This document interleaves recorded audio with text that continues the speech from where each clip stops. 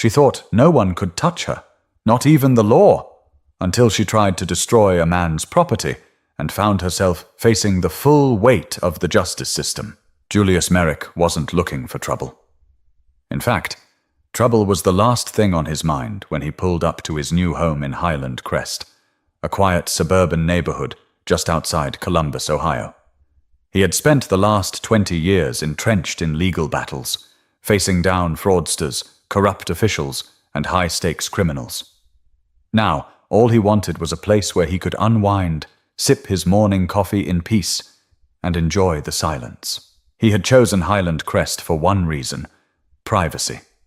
The property sat on a spacious corner lot, tucked behind a row of mature sycamore trees. Unlike most homes in the neighborhood, his came with a rare exemption. It wasn't under the jurisdiction of the Homeowners Association. And that was a problem for Lorraine Eckhart. The first time Julius met Lorraine, she was already watching him. He had been hauling the last of his boxes inside when he spotted her standing near the curb, arms crossed, eyes narrowed. Late 50s, thin, sharp features, the kind of woman who looked like she carried a clipboard everywhere she went, even when she didn't. "Excuse me," she called out, her tone polite but firm. "You must be the new neighbor." Julius wiped the sweat from his forehead and extended a hand. "Julius Merrick." She didn't shake it, just gave a tight smile. "Lorraine Eckhart. I run the HOA." Of course she did. "Welcome to Highland Crest," she continued. "We take pride in our community here. The HOA ensures that everything stays in order." Julius already knew where this was going. He had read the HOA's rulebook before closing on the house. Restrictions on mailbox designs, an approved color palette for front doors, even a ban on certain types of holiday decorations. It didn't matter to him because none of those rules applied to his property. "I appreciate that," he said, nodding toward his house. "But I'm not actually part of the HOA." Lorraine's expression faltered for half a second before she recovered. "Oh, I know. Your property was built before the association was formed, so you're grandfathered out." She tilted her head, her smile growing tighter. "But most homeowners still choose to join. Helps keep the neighborhood uniform, you understand?" Julius nodded but didn't answer. She cleared her throat. "Membership is just $300 a year, and it covers everything: seasonal landscaping, community events, security patrols. It's really in your best interest." Julius took a slow breath. He had no intention of paying for rules he didn't agree to, but he also wasn't in the mood for a fight on his first day. "I'll think about it," he said. Lorraine's smile didn't waver, but something in her eyes changed. "I'll send over the paperwork," she said, turning on her heel. "Welcome to the neighborhood." She walked off without another word, her heels clicking against the pavement. Julius watched her disappear down the street. Something told him that wasn't the last he'd hear from Lorraine Eckhart, but he didn't realize just how right he was. Julius had barely settled in when the first letter arrived. It was neatly typed, sealed in an HOA-branded envelope, and tucked into his mailbox like an official summons. He opened it while sipping his morning coffee, already expecting a membership reminder. But instead, it was something else. Notice of violation. Your lawn has exceeded the HOA's acceptable height limit. Please ensure it is trimmed within the next 72 hours to maintain the integrity of our community standards. There was just one problem. His grass wasn't overgrown. Julius walked outside, scanning his lawn. It was freshly cut, same as his neighbor's. Lorraine Eckhart's house sat 3 doors down, her blinds slightly parted. Watching. He exhaled through his nose. Petty. He tossed the letter onto the counter and went about his day. 3 days later, a second notice arrived. Then a third, each one bolder than the last. After the fourth, he finally decided to respond. In person. Lorraine's house was exactly what he expected. Pristine hedges trimmed with surgical precision, a front door painted HOA-approved warm taupe, a flagpole that bore the Highland Crest emblem instead of an American flag. She answered on the second knock, her smile as tight as ever. "Mr. Merrick? How can I help you?" Julius held up the latest violation notice. "This. My lawn isn't overgrown." Lorraine didn't even glance at it. It's a matter of interpretation. Interpretation. She stepped onto the porch, scanning his yard from a distance. Some of your edges are uneven. It's a small thing, but small things add up. That's why we have rules. Julius wasn't in the mood for games. I'm not under HOA regulations, he said, voice steady. I don't owe you anything. Not membership fees, not compliance, not an explanation. Lorraine didn't blink. It would be easier if you were. For who? She didn't answer. Instead, she clasped her hands together and let out a long sigh, as if she were the one being inconvenienced. We all want the same thing, Mr. Merrick. A peaceful, orderly neighborhood. Surely you understand that. Julius looked her right in the eyes. I do, and my property isn't your business. Something flickered across her face, just for a moment, but it was enough. Then, just like before, her tight-lipped smile returned. Of course. Have a good day. She closed the door without another word. But Julius knew it wasn't over. It was just getting started. The next few weeks were relentless. At first, it was minor inconveniences. The city received an anonymous complaint about Julius's trash bins being left out too long after collection day. Then a notice arrived about his exterior lights not matching the aesthetic of the neighborhood, despite the fact that they predated the HOA. Julius ignored it all. He had bigger things to worry about. But Lorraine Eckhart wasn't done. One morning, as Julius backed out of his driveway, he spotted a tow truck idling at the curb. A contractor hired by the HOA. A man in an orange vest walked up, clipboard in hand. Morning, sir. Just letting you know we got an order to tow your vehicle. Non-compliance with HOA regulations. Julius hit the brakes. This woman was insane. I'm not in the HOA, he said, keeping his voice calm. The tow truck driver hesitated. You're not? No. The man looked at the clipboard, frowned, then gave a half shrug. Well, I was told this car is in violation. What violation? The driver rubbed the back of his neck. Parking in the driveway? Julius stared at him. You realize how ridiculous that sounds, right? The driver sighed, looking toward Lorraine's house. She was standing near her porch, pretending to trim an already perfect hedge. Watching. Waiting. Julius leaned in slightly. I suggest you call whoever gave you that order before you hook up my car. I'm a federal prosecutor, and I take illegal property seizures very seriously. The driver blinked. Then, without another word, he climbed back into his truck and drove away. Julius didn't bother looking in Lorraine's direction. He already knew she was watching. The very next day, it escalated. Julius was in his home office drafting a case summary when he heard a loud clank outside. Not a normal suburban noise. Something metallic, deliberate. He stepped onto his porch and saw two men installing a sign at the edge of his property. Private property. No trespassing. HOA members only. Julius rubbed his temples. Enough. He marched over, hands on his hips. Take it down. One of the men glanced up. Sorry, sir. HOA directive. Julius exhaled sharply. I'm not in the HOA. That sign is illegal. The workers hesitated. One of them pulled out his phone, probably to call Lorraine. Julius didn't wait. He walked up to the signpost, gripped it firmly, and yanked it straight out of the ground. Both workers froze. You can let Lorraine know that if she wants to put up signs, Julius said even, she can keep them on her own damn property.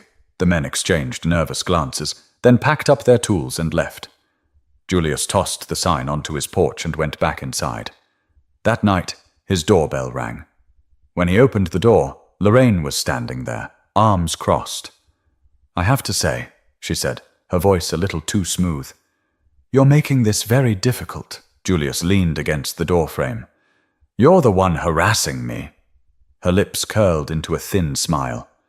No, Mr. Merrick. I'm protecting the integrity of this community. Julius let out a low chuckle. By trying to tow my car? By putting illegal signs on my property?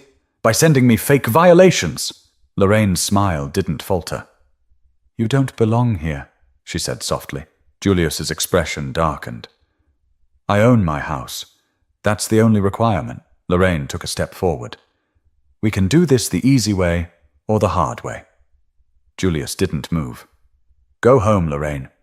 For the first time, her expression cracked. Then, without another word, she turned on her heel and walked back toward her house.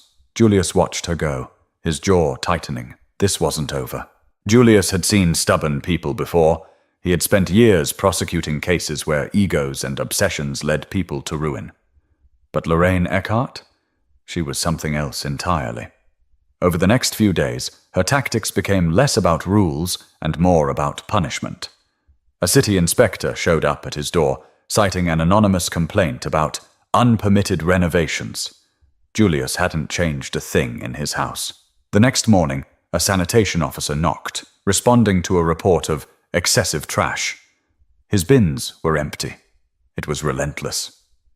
And then, one night, it turned criminal. Julius had just finished a late case review when he heard it.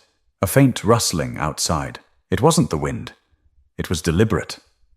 His instincts kicked in. Years of dealing with criminals had trained his ears for deception. He turned off his office lamp, moving toward the front window. A figure stood in his driveway. Lorraine Eckhart. Julius's stomach tensed. She wasn't holding a clipboard or one of her pointless violation letters. No. She was holding a red gas can. His pulse spiked. She moved quickly, pouring fuel along the hood of his car, then down the driver's side. Her movements were mechanical, practiced even. The kind of certainty that came from someone who thought they were untouchable. Julius didn't hesitate. He grabbed his phone and hit record. Then, just as Lorraine pulled out a lighter, he yanked the front door open. "Drop it!" Lorraine froze. For a moment, the two of them just stood there, him in the doorway, her in the driveway, lighter hovering inches above an arson charge. A flicker of something crossed her face. Panic. Just for a second. Then it was gone, replaced by something worse. Righteousness. She straightened, tightening her grip on the lighter. "You don't belong here." Julius took a step forward, his voice low. "And you just made sure you don't either." Lorraine clicked the lighter open. A small, flickering flame appeared. Julius's stomach clenched. One flick of her wrist and his car would be gone. Maybe more than that. Gasoline vapor was unpredictable. A spark could catch the air, crawl toward the house, but Lorraine had no idea who she was dealing with. Julius lifted his phone, screen glowing. "You're on camera. Every second of this." That got her attention. Lorraine's eyes darted to the screen. A muscle twitched in her jaw. For the first time, she looked unsure. Then, she ran. She dropped the gas can and bolted toward her house. Julius followed, but by the time he reached the sidewalk, her front door had slammed shut. Julius exhaled, his heart pounding. He turned back toward his car, the sharp scent of gasoline filling the air. The lighter lay abandoned on the pavement, its tiny flame flickering weakly before dying out.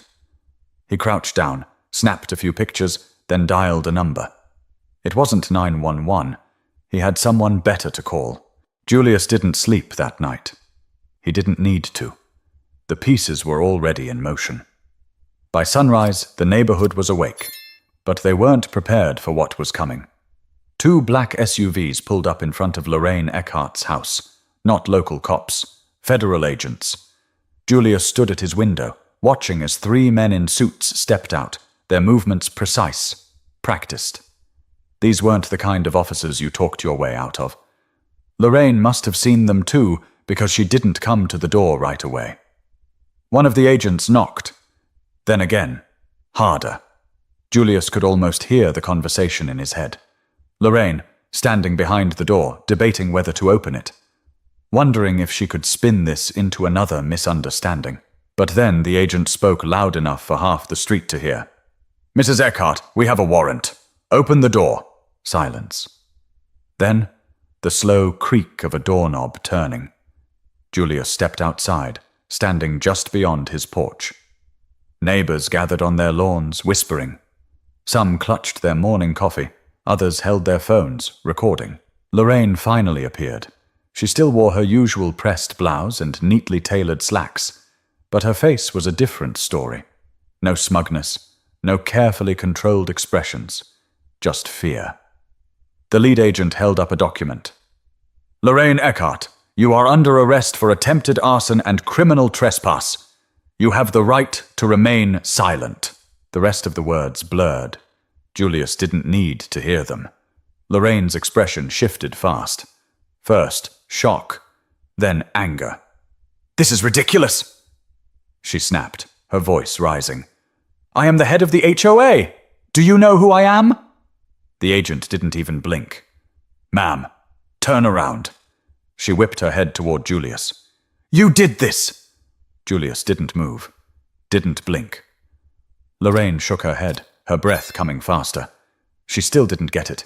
She still thought this was a game she could win. "This is harassment," she spat. "You don't belong here, and everyone knows it." She turned toward the crowd. "You're all okay with this? With outsiders ruining our neighborhood?" Silence. A few people shifted uncomfortably. Others looked away, because they knew. They had watched Lorraine bully people for years, force them into ridiculous fines, turn neighbors against each other, threaten legal action over mailboxes and porch lights. She had ruled by fear, and now fear wasn't on her side anymore. One of the agents stepped forward, securing cuffs around her wrists. The click echoed through the street. Lorraine's face went white. Her mouth opened, but no sound came out. Julius stepped closer, his voice even. "You thought you were untouchable." He tilted his head. "Now you know better." The agent led her toward the SUV. Lorraine struggled, but it didn't matter, because this time she wasn't in control. The car door shut. The neighborhood watched as the vehicle pulled away.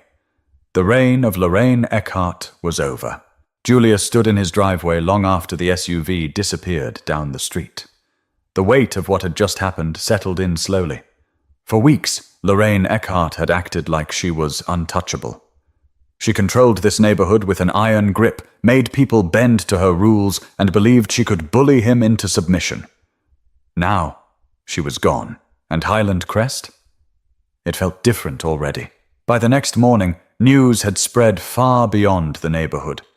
A local reporter stood on Lorraine's lawn, a camera crew behind her. Eckhart, the longtime president of the Highland Crest Homeowners Association, was taken into custody early this morning on charges of attempted arson and criminal trespass. She announced. Residents say tensions had been rising between Eckhart and one of the newest homeowners, but few expected the situation to escalate to criminal activity. Julius sat at his kitchen table, sipping his coffee as he watched. A neighbor, Greg Thompson, appeared on the screen next, shifting uncomfortably. She always liked control, he said, rubbing the back of his neck. "I think some of us knew she was a little extreme, but setting someone's car on fire? That's insane." Julius let out a slow breath. Extreme didn't even begin to cover it. But not everyone was on board with reality just yet. A second neighbor, Linda Pearson, stood outside her house, arms crossed. "This whole thing is ridiculous," she huffed. "Lorraine worked hard for this community. She made sure it looked nice. Now we're just letting some outsider ruin it." Julius let out a dry chuckle. There it was. Even after everything, there were still people who would defend her. People who didn't care what she had done, so long as she had maintained their illusion of control. He wasn't surprised, but he also didn't care. That afternoon, a new email landed in his inbox. Subject: HOA leadership change. Julius opened it, skimming the first few lines. Effective immediately, Lorraine Eckhart has been removed as president of the Highland Crest HOA. An interim board will oversee association matters until a formal election can be held. He exhaled slowly. It was over. He closed his laptop and glanced out the window. The neighborhood looked normal. The same trimmed hedges, the same identical houses, but it felt different. For the first time since he moved in, he could finally breathe. No more fake violations, no more threats, no more war. 2 days later, Julius stepped outside to find a small box on his porch. No return address, no note.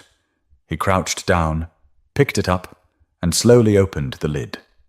Inside, neatly folded, was a Highland Crest HOA membership form. A small yellow sticky note was attached. "Membership not required, but welcome, neighbor." Julius stared at it for a moment. Then, slowly, a grin spread across his face. He picked up the form, ripped it in half, and tossed it into the trash. Because now, Highland Crest belonged to him too. Lorraine Eckhart thought rules and intimidation made her powerful. But in the end, she learned the hard way. Control is an illusion. It doesn't matter how many fines, threats, or petty power plays you throw at people. The truth always wins. And when you cross the line, the law will always be waiting. What would you have done if you were in Julius's shoes? Ever dealt with an HOA nightmare before? Let me know in the comments. And don't forget to subscribe for more stories like this.